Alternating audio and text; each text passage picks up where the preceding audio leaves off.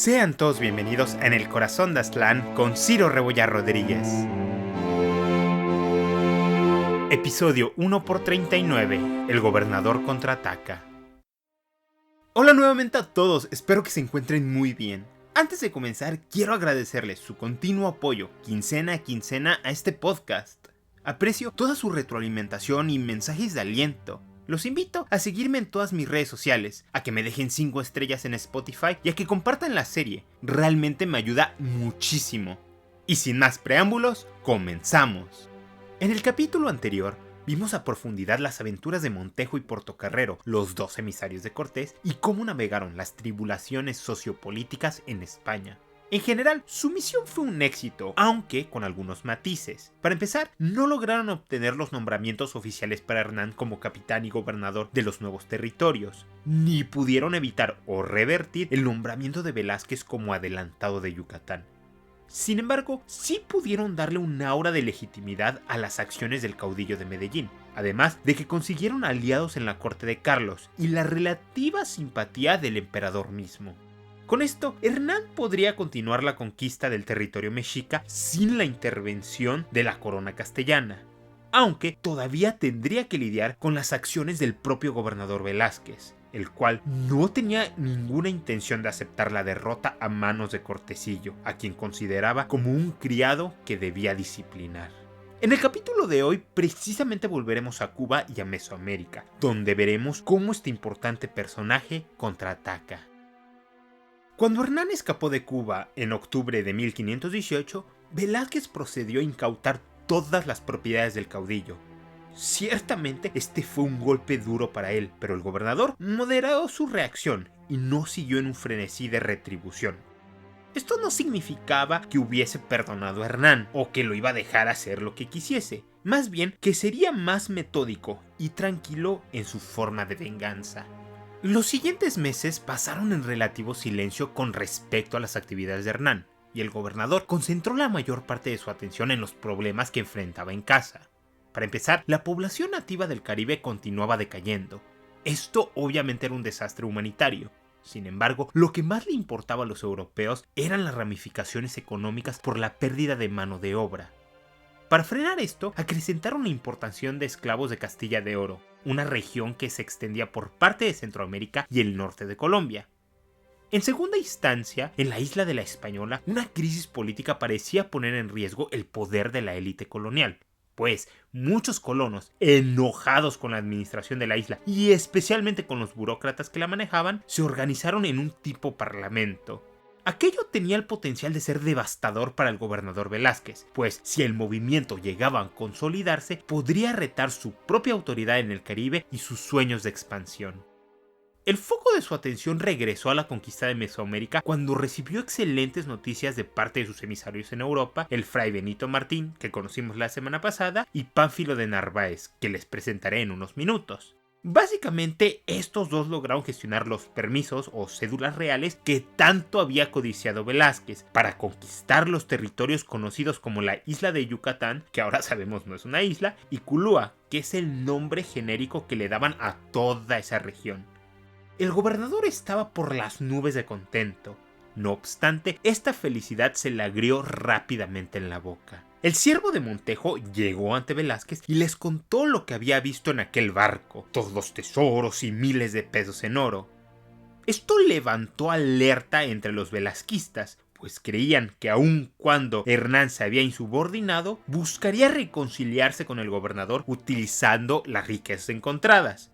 Sin embargo, Cortés no tenía intención alguna de esto y planeaba saltárselo completamente. Esto era una afrenta personal a su autoridad, y el gobernador se sentía herido y traicionado. Además, en términos más prácticos, los tesoros parecían infinitos, y Velázquez estaba consciente de que con eso su rival podría conseguir el apoyo del rey, el cual estaba crónicamente falto de dinero.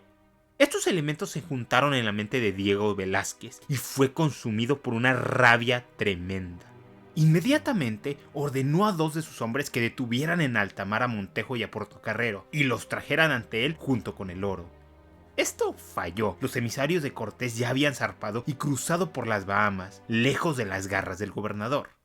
Inmediatamente giró su atención a la ley, organizando una serie de documentos para enviar a Europa, donde denunciaba a Hernán, a Montejo y a Portocarrero como rebeldes. Asimismo, Diego Velázquez comenzó a preparar su contraataque, mediante una nueva expedición para perseguir y castigar a Cortecillo. Esta vez, el gobernador correría con todos los gastos de la empresa. La nueva armada atrajo a muchos hombres, los pocos que quedaban en la isla y no se habían ido con Hernán. La intención de Velázquez era él mismo capitanear esta misión. Sin embargo, abandonó esta idea, pues su edad no se lo permitiría, y más importante, una epidemia de viruela se había desatado en la isla. Esto es algo de lo que hablaremos más adelante y especialmente hacia el final de la temporada. La viruela y otras enfermedades son el elemento principal de la destrucción de los pueblos mesoamericanos. Mejor dicho, de su casi destrucción. Pero bueno, para efectos inmediatos, la epidemia fue un desastre de proporciones catastróficas en el Caribe. Y Diego Velázquez, a pesar de todos sus defectos, sentía una obligación de resolver la situación. Cabe adelantar que sería en esta expedición que la enfermedad llegaría a Mesoamérica y eventualmente al Valle de México. Volviendo a los planes del gobernador, en esta ocasión designó como capitán a Pánfilo de Narváez. Nacido en 1470 en la provincia castellana de Segovia, Pánfilo era un contemporáneo y pariente lejano del gobernador de Cuba y quizás amigos de la infancia. Al igual que Velázquez, se lanzó al Caribe en busca de fama y fortuna. Sirvió en la conquista de Jamaica y posteriormente fue el segundo al mando en la conquista de Cuba. Narváez es descrito como un hombre corpulento, de cabello claro, voz profunda y fácilmente incitado a la violencia y la brutalidad extrema. Entre 1518 y 1519 estuvo en España, donde realizó las gestiones en favor de su aliado Velázquez. Al momento de su regreso, el gobernador le encargó la misión de doblegar a Hernán. Tras las preparaciones necesarias, el 5 de marzo de 1520, la nueva armada salió rumbo a Veracruz. Entre los más destacados personajes que iban, se encontraba el converso Lucas Vázquez de Ailón. Un converso es alguien de ascendencia judía o que era judío antes de su conversión al catolicismo. Ailón era representante de la audiencia de Santo Domingo y su misión era evitar una guerra entre compatriotas españoles, esencialmente mediar la resolución pacífica del conflicto. Narváez no estaba contento al respecto, ni el gobernador de Cuba, pero sus manos estaban por ahora atadas. La armada estaba compuesta de alrededor de 1 millar de hombres, distribuidos entre 11 naos y 7 bergantines.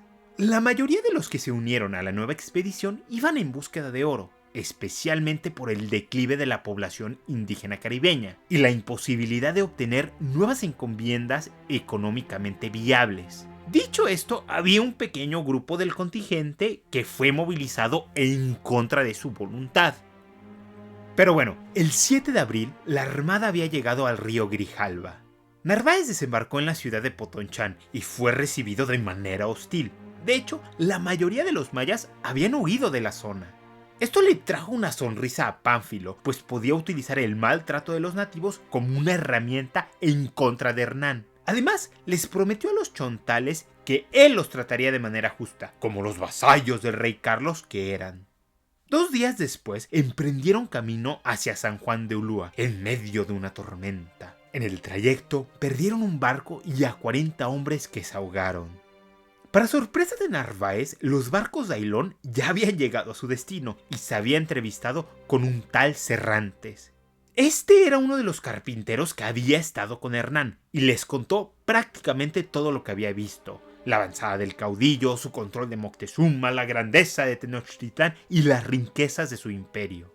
Narváez, completamente emocionado, le dijo a Ailón que iría con todo su ejército hacia la tierra firme. Este último protestó esta decisión, pero el capitán hizo caso omiso. El lugar elegido fue a unos 100 kilómetros al sur de la Villa Rica. Ahí, Narváez fundó un nuevo poblado llamado San Salvador. Aquí está el actual puerto de Veracruz, de hecho. Al igual que Hernán, organizó a la nueva villa con un alcalde, magistrados y asesores. Todos los cargos recayeron en sus capitanes, que eran en su mayoría aliados del gobernador Velázquez. Inmediatamente iniciaron con la construcción de casas, una iglesia, una prisión, etc. Pánfilo intentó ser justo y cordial con los indígenas totonacas de la zona. Esto era un reto bastante duro, pues sus antecedentes eran terribles. Posteriormente, a través de su vocero, proclamó que Hernán Cortés y sus hombres eran malvados y que tan solo habían venido a esclavizarlos y saquearlos. Terminó exclamando que pronto marcharían rumbo a Tenochtitlán. Toda esta declaración sería un error. Varios de sus hombres estaban en contra de la hostilidad a Hernán, especialmente porque la región parecía pacificada. Por su parte, Ailón estaba furioso, pues consideraba que su posición como representante de la audiencia le daba ciertos poderes y autoridad, y Pánfilo lo estaba desobedeciendo. En consecuencia, comenzó a hablar en favor de Hernán e intentó contactar al caudillo de Medellín. Los problemas de Narváez comenzaron a expandirse cuando varios de sus hombres se quejaron de que el capitán estaba acaparando para sí mismo todos los regalos que les habían dado los Totonaca. El desencuentro llegó a tal nivel de que Ailón fue aprisionado y enviado de regreso a Cuba. Narváez también arrestó a los que se mostraban muy pro Cortés. Desafortunadamente para él y para el gobernador Velázquez, Ailón convenció al piloto del barco que lo llevara de regreso a Santo Domingo. Tras un horrible viaje, este comenzó a lanzar veneno en contra de aquellos dos hombres, acusándolos de toda clase de malos tratos e insubordinaciones. Mismas quejas que envió en furiosas cartas a España y que le serían de ayuda a los aliados de Cortés. Claro, no todo era malo para Pánfilo. Varios hombres de Hernán habían desertado a su favor y los totonacas se mostraban ambivalentes en su apoyo al caudillo, dando la impresión de que quizás traicionarían a su aliado. Cabe señalar un incidente. Uno de los desertores fue asesinado por mexicas antes de que pudiera llegar con Narváez. Cortés en el futuro negaría haber dado la orden. Sin embargo, Jerónimo de Aguilar, uno de sus intérpretes, jura lo contrario. Volviendo a nuestra narrativa, Cortés recibió una carta de la Villarrica informándole que un barco castellano había estado cerca de sus costas. Para investigar más a fondo, Hernán envió a 5 de sus hombres y los dividió en 2 grupos, que debían viajar por rutas distintas y analizar si había movimientos extraños. También decidió que era importante comenzar a reagrupar sus fuerzas e informó a 2 de sus capitanes que estaban fuera explorando que se alistaran con sus hombres por si eran requeridos en la costa. Mientras Hernán operaba sin saber a ciencia cierta la identidad de los recién llegados, Moctezuma comenzó pláticas secretas con Narváez. Como hemos discutido, los mexicas tenían una sofisticada red de información, con mensajeros y espías por todo el territorio. Naturalmente, el Tlatoani recibió información inmediata de quiénes eran estos. De hecho, sus espías le pintaron unos lienzos con los barcos, e inició un productivo diálogo. Narváez le aseguró al emperador que ellos solo venían a capturar a Hernán y a castigarlo, pues él y sus hombres eran maléficos. Por su parte, Moctezuma comenzó a quejarse de Cortés, además de enviarles oro y otros suministros. Estos intercambios eran sumamente peligrosos, por lo que Moctezuma decidió mostrarle los lienzos a Hernán, sin revelarle, obviamente, las discusiones secretas.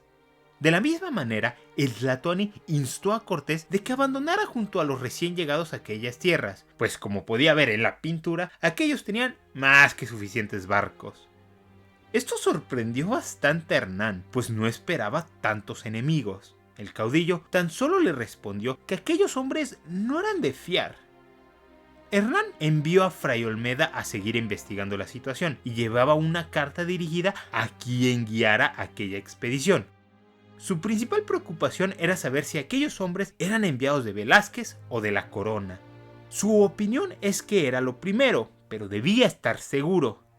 Narváez también envió un mensaje a la Villarrica en la forma de una comisión de 3 hombres.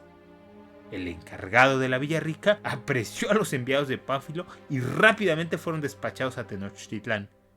Ahí, el caudillo de Medellín se disculpó por la rudeza de su subordinado y comenzó a endulzarles el oído. Los alimentó bien, les enseñó la ciudad y les dio regalos para repartir entre los hombres. Mientras tanto, Fray Olmedo fue apresado por Narváez y amenazado de muerte. Los comisionados de Pánfilo volvieron a la costa y contaron todo lo que había pasado. Los rumores de la hermosa ciudad comenzaron a esparcirse como un fuego salvaje y dudas comenzaron a surgir entre los hombres. Asimismo, los regalos fueron repartidos secretamente, situación que sería determinante en la campaña por venir. En los siguientes días hubo un intercambio de mensajes entre los dos capitanes españoles y comentarios bastante pasivo-agresivos. Finalmente, Narváez cortó comunicación con Hernán y eufóricamente comenzó sus preparativos para librarse del traidor. A continuación, Pánfilo de Narváez consolidó un pacto con los totonacas, entre ellos el famoso cacique Gordo, gobernante de Zempoala.